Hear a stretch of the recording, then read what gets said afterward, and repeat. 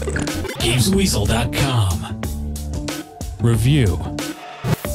Last week I was in the pub chatting to a mate about adventure games on the DS, and he says I should try Professor Layton and the Curious Village. This game passed me by big style as it came out at the start of the year and I've never even heard of it. However, I can't put it down now, so let me tell you all about it, in case your DS is also gathering dust. The game tells the story of the professor and his apprentice Luke as they visit the French town of Saint Mystère to solve some puzzles and find the biggest puzzle ever called the Golden Apple. Once you step foot in the village, you meet all manner of colourful characters, and there's a few strange goings-on that you must also solve along the way. The adventure itself plays itself almost automatically, and instead of the usual point-and-click adventuring, you simply have to solve puzzles people pose to you along the way. They're a mixture of logic and maths puzzles, IQ tests, riddles and trick questions, and there's no time limit on how long you can think about them. If you need to, you can buy hints with coins you find around the village to help you, or just guess and sacrifice points by doing so.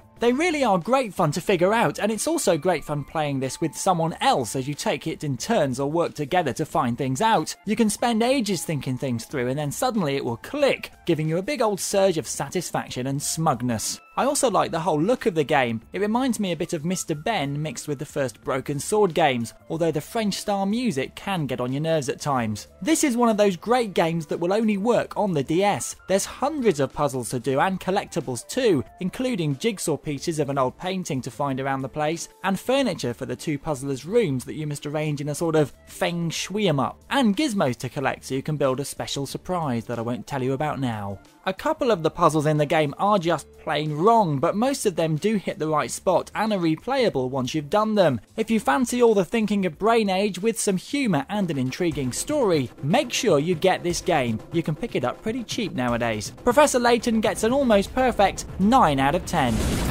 You've been watching a review from Games Weasel. If you want to get the show each week, which includes video game reviews, news, previews, competitions and special features, then head over to GamesWeasel.com for our video podcast, Games Weasel TV.